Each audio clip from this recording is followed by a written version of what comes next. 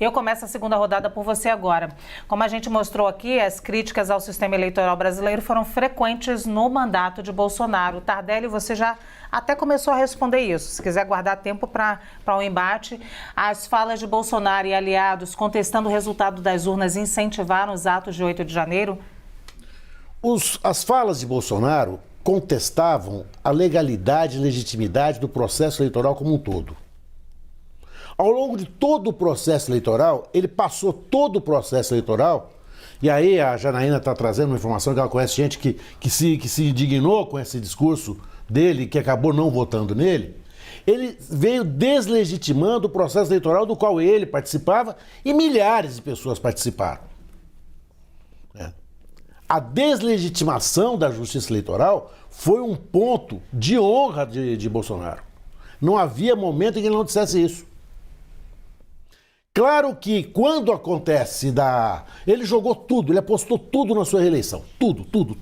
Ele zerou impostos, ele desprezou o limite do teto fiscal, ele fez de tudo.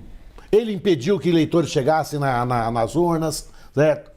Tudo foi feito para que ele fosse eleito, não deu certo. No momento em que não dá certo, o que se vai fazer? Já não é mais possível deslegitimar, ou palavra terrível, a justiça eleitoral. Então nós vamos afrontar esse resultado. Como? Provocando uma quebra institucional, que ele sim estimulou. E aí não é omissão.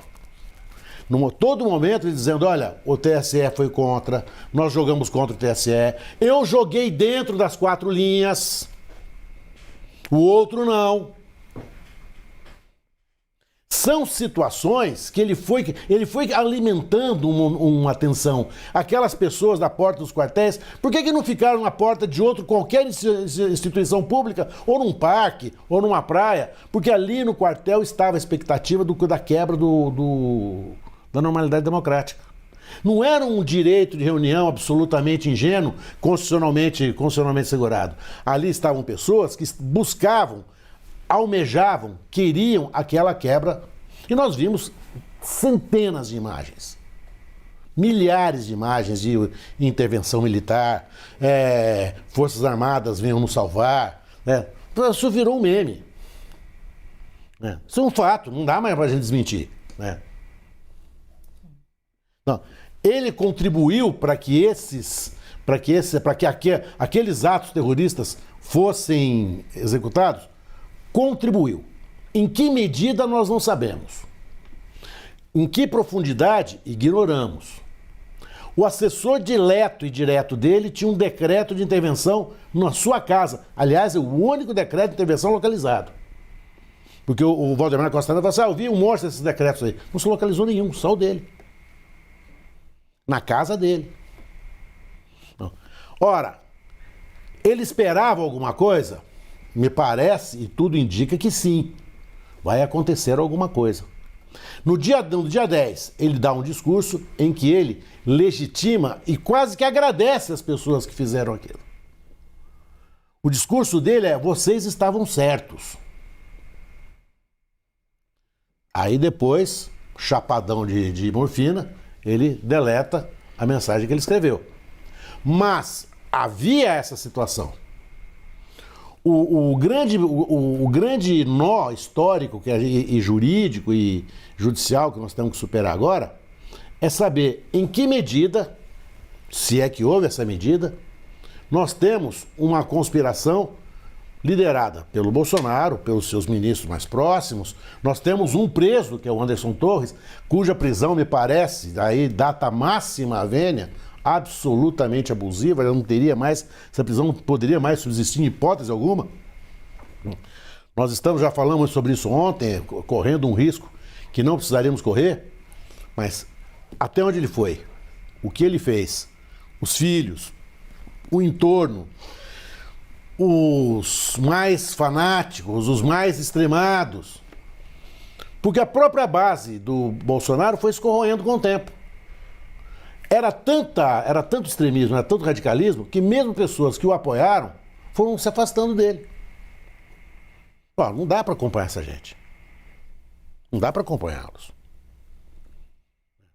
Pessoas que foram bolsonaristas em primeira hora, acharam, peraí, eu tenho a minha independência, eu tenho o meu pensamento livre. E é maravilhoso que se tem. Saber até onde ele foi, o que aconteceu, é um nó-górdio. E esse depoimento não serviu para nada. Ele guardou 8 segundos para falar sim ou não depois, né, Janaína? Provavelmente, que não dá tempo para nada. Janaína, as falas de Bolsonaro e aliados contestando o resultado das urnas incentivaram os atos do dia 8 de janeiro? Então, primeiro eu queria fazer só um esclarecimento. Eu sei que o doutor Tardelli utilizou de uma maneira mais coloquial, né? Mas quando teve a discussão para criar a lei de terrorismo que é vigente, foi a esquerda que não quis caracterizar como terrorismo atos, né, de ataque, depredação, que tivessem finalidade política. Que a esquerda tinha muito medo de incluir, por exemplo, as ocupações do MST como atos terroristas. Então, se a gente for, né, ao pé da letra, não se pode falar em terrorismo, que aconteceu no dia 8. E eu antecipo aqui, acho que eu não falei isso em lugar nenhum, que eu também entendo do seu ponto de vista técnico-jurídico, que nós não temos ali, pelo menos das pessoas que estão sendo imputadas como tais, um crime de golpe de Estado ou de impossibilidade de exercício, de existência do Estado Democrático de Direito.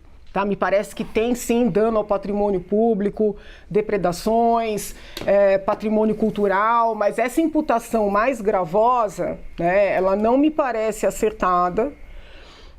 Eram pessoas que estavam ali em manifestações, algumas deliberadamente, outras acabaram sendo envolvidas e tem que responder sim, mas não me parece que essa seja a melhor capitulação, porque em direito, quando a gente tem um crime, né, tem o elemento subjetivo, o desejo de, mas tem que ter também a potencialidade material. Né? Eu não vejo que aquelas pessoas com as armas, né, que portavam tivessem condições de instituir um golpe de Estado. Né? E aí você tem um crime impossível, se tratando deste crime, a gente tem um crime impossível. Então esse é o meu olhar, né, do ponto de vista técnico, que não é o mesmo olhar do ministro Alexandre, e o ministro é ele, e a autoridade é ele. Então, eu estou aqui só externando a minha posição.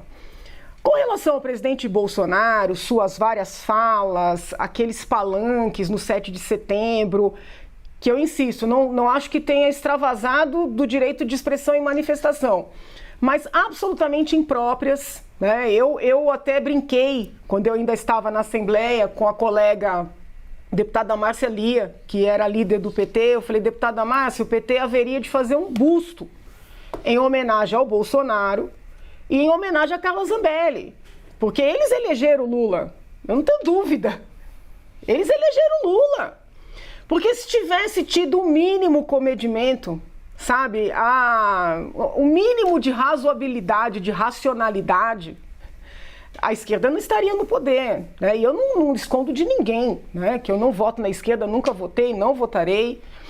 Mas a culpa do Lula ser presidente hoje é de Jair Messias Bolsonaro. Eu não tenho dúvida disso. Então, assim, eu não perdoo. Eu não perdoo. E eu fiz de tudo, os senhores não podem imaginar o tanto que eu telefonei para essas pessoas, o tanto que eu argumentei, o tanto que eu me expus, né? Eu fui... Sabe, os ataques que eu sofri da esquerda na época do processo de impeachment foram assim no mesmo nível que eu sofri da direita, quando eu ousei, e não é nem criticar, tentar alertar. Enquanto o presidente perdeu tempo fazendo esses discursos, essas reuniões, essas bravatas inúteis, ele deixou de tentar reconquistar os seus eleitores de 18, gente que foi pra rua comigo pedir voto para ele, gente que hoje tem horror a ele, pânico, né? Nos mais diversos grupos sociais. Nós precisaríamos de um programa inteiro para tratar só disso. Então, assim, eu tenho sempre, doutor Tardelli, que me policiar, né, para que essa mágoa, essa indignação não nuble a minha avaliação jurídica. Porque, para mim, ele é culpado da esquerda estar no poder.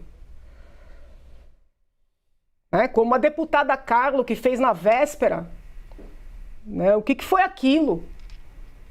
Quantos milhões de votos de indecisos não se perderam ali? Eu, às vezes, sabe, penso assim, esse povo todo que foi iludido, tá preso, é injusto. Do ponto de vista moral, presos deveriam estar eles. Agora, do ponto de vista jurídico, eu como professora, eu tenho que ser rígida. Fechei. Sim, pois é, zerou o cronômetro ali, eu entendo que o Tardelli não vai querer usar os 7 segundos, vai? 3 segundos. Pronto, ele quer. 3, marca 3. Vai lá. O golpe foi, Janaína, o Walking Dead.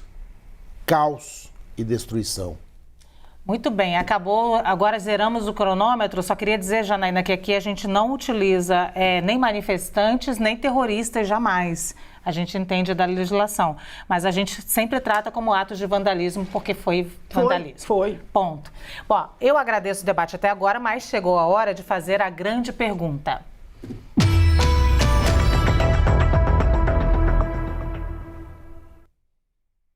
Roberto Tardelli faz agora uma pergunta para a Janaína Pascoal, que terá 1 minuto para a resposta. Ai, meu Deus. Não, primeiro, eu quero gastar parte desse minuto para dizer do meu prazer, da minha honra de estar aqui com a Janaína. Um debate feito com absoluta tranquilidade, sem nenhuma alteração, e não vai haver nunca, né? Janaína, eu gostaria que você nos dissesse uma coisa. Você falou algo agora que me chamou muita atenção. Você disse, Jair Messias Bolsonaro foi o grande responsável pela sua derrota eleitoral. Não, pela eleição do Lula. Pela eleição do Lula, Isso. Consequentemente, pela derrota eleitoral dele. Certo? Porque eram os dois que estavam na disputa. A minha pergunta é a seguinte, você aceitou que o Bolsonaro rejeitou o resultado da eleição? Ou você acha que ele errou e passou dos limites ao não admitir a derrota dele, ao não telefonar cumprimentando o adversário com tradição republicana de todos os lugares, certo? Perdão. Tá, fica à vontade. Não, ele errou o tempo inteiro, né? Ele errou não reconhecer, ele errou, mas o maior erro, esse que é duro da gente perdoar, é a instrumentalização daquelas pessoas que estavam na ponta. Sabe? Que muitas vezes eu vejo também nos líderes do MST com relação às pessoas pobres que são usadas. Eu não admito usar as pessoas, não importa se pela esquerda ou pela direita. E eles estavam acampados em frente à Assembleia e às vezes eu dizia, gente, vão para suas casas. Os procuradores de justiça estão se reunindo, eles estão começando a dizer que isso aí vai ser associação. Mesmo eu não concordando, daqui a pouco vocês vão ter um problema policial. Eu falava na tribuna, falava nas redes. Sabe o que eles diziam para mim? Você tem alguma informação? Você conhece alguém para dizer que não vai acontecer nada? Eram pessoas iludidas, pessoas usadas, entende? Então, assim, foi erro atrás de erro. Muito bem, agora a Janaína pode fazer uma pergunta para o Tardelli e ele vai ter 1 minuto para responder. Doutor Tardelli, também cumprimento, agradeço a gentileza desse nosso encontro.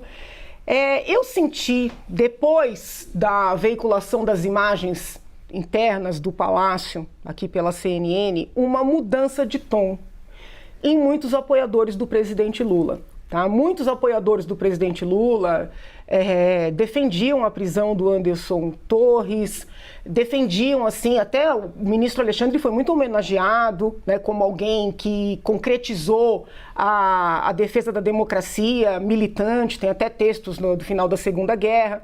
Só que aí mudou, sabe? Depois que as imagens vieram à tona, e que nós temos também no centro o ex-ministro, o general G. Dias, né, que é um homem que acompanha Lula há muitos anos, eu percebo uma preocupação maior com as garantias individuais.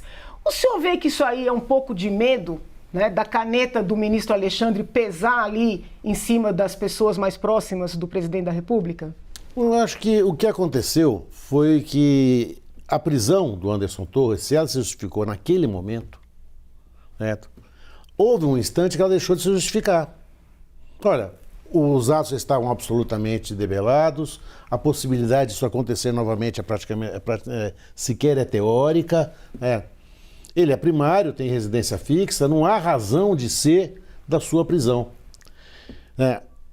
Quando a prisão começa a se tornar uma finalidade nela mesma, isso me causa uma enorme preocupação até como advogado. Porque se o Anderson Torres tem esse tratamento, aquele réu que está lá embaixo, lá no 18º subsolo da vida, vai sofrer muito mais. Eu acredito que a mudança do tom se deu, certo? Porque quando se viu que o G. Dias estava lá e outros do Gabinete de Segurança Institucional estivessem lá, talvez a gente tenha que examinar isso melhor, até para salvaguarda do governo. Muito bem, é isso. Chegamos ao fim desse grande debate que foi incrível. Eu quero dizer para a Janaína que foi muito bom te ter aqui hoje adorei, no grande debate. adorei. Roubamos do Arena por um dia. Muito bom te ter aqui hoje com o Tardelli, né, que é esse cara generoso de sempre, maravilhoso. Que, aliás, Janaína, eu tenho que te dizer isso, o Tardelli, antes da divulgação das imagens do G. Dias, o Tardelli já tinha feito essa defesa aí de que a prisão do Anderson Torres, ele achava que deveria ser revogada. E eu vou fazer justa com o Tardelli, não é verdade, Tardelli? Sim. Bem antes dessa divulgação.